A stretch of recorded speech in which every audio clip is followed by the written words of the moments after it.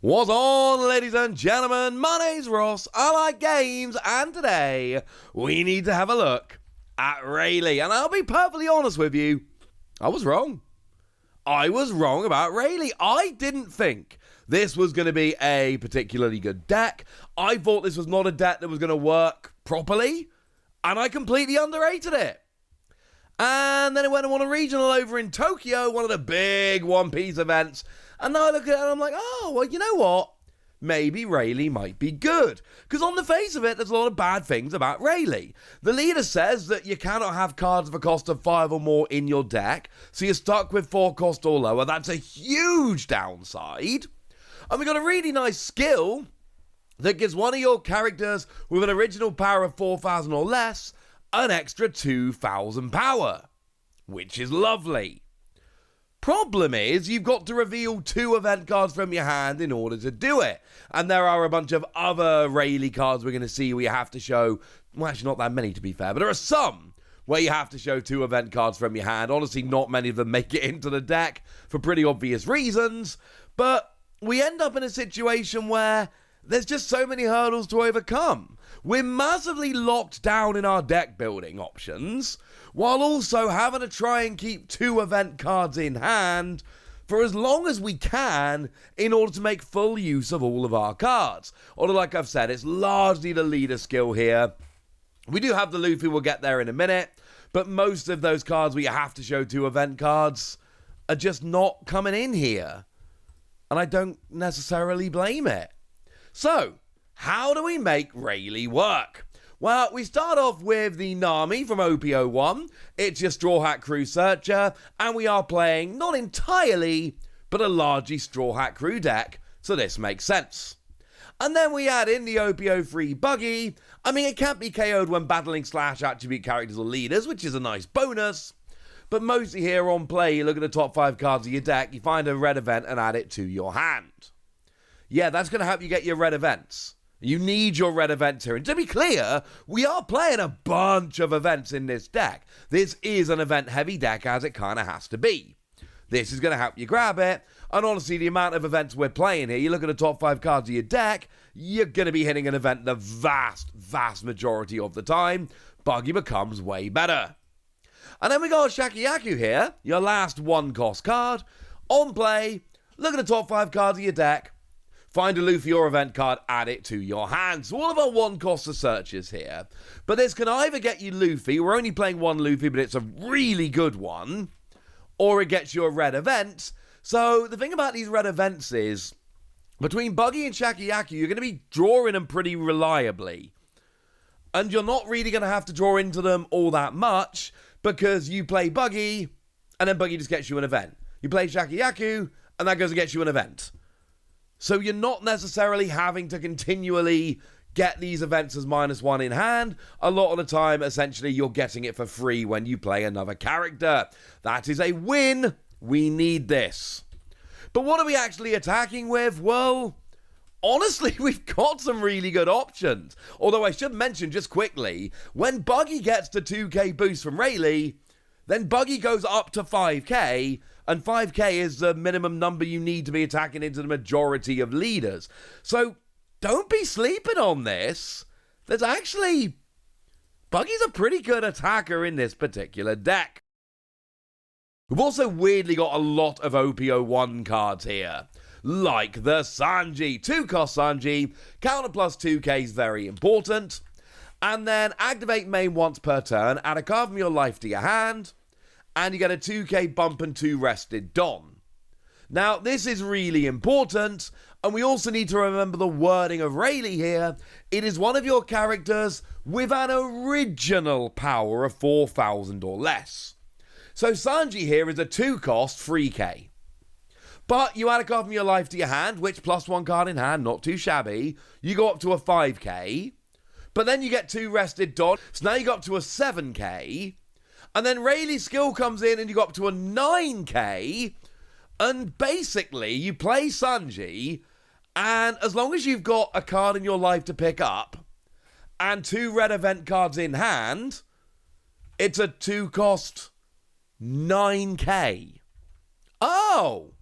Yeah, this is how Rayleigh becomes very, very nice. You're playing low-cost cards, but you can get them big. Also worth noting, of course, if you're playing a lot of 2 and, 3-cost characters, well, you're going to be able to play multiple in a turn as long as your draw can keep up. What else have we got here? We got the Boa Hancock from OP-12. Look at the top 5 cards of your deck, find a Luffy or a red event, add it to your hand, put the rest on the bottom of your deck in any order. Yeah, it's actually got the same skill that Shakiyaku has, where you find a Luffy or a red event. So your Luffy, which is your big character, or at least one of them in this deck, yeah, that's pretty easy to be going after. You're going to have 8 searchers in your deck here. That's a pretty gigantic win. Plus, of course, you're a 3k, but with Rayleigh's skill, you go up to a 5k, which, of course, is what you need to be attacking into most leaders. Plus, we've got an activate main, trash this character, give up to one of your leaders or characters up to 2 rested Don. So you can actually put, like, Sanji up to an 11k. And potentially, Sanji here could get 4 rested Don, plus a 2k bump from itself, plus a 2k bump from Rayleigh, and you're talking about an 11,000 power 2-cost card. This is how we get big, and this is how Rayleigh can win. You do have to trash Boa Hancock to use this skill, of course, but you search on play and then you trash the bump. That sounds good. Now, we got our old friend Rowan Owazoro here, 3-cost 5k with Rush.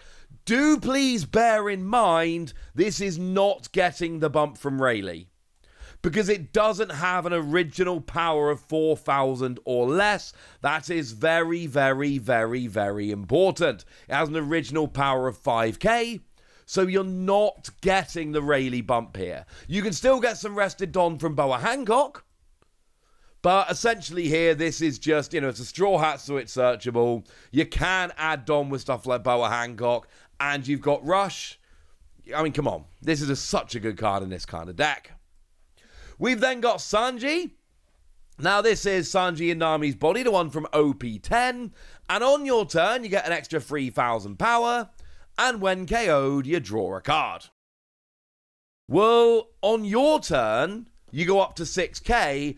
But again, what's really, really, really important here, you have an original power of 3k. This is very important. It's why a lot of these cards work here.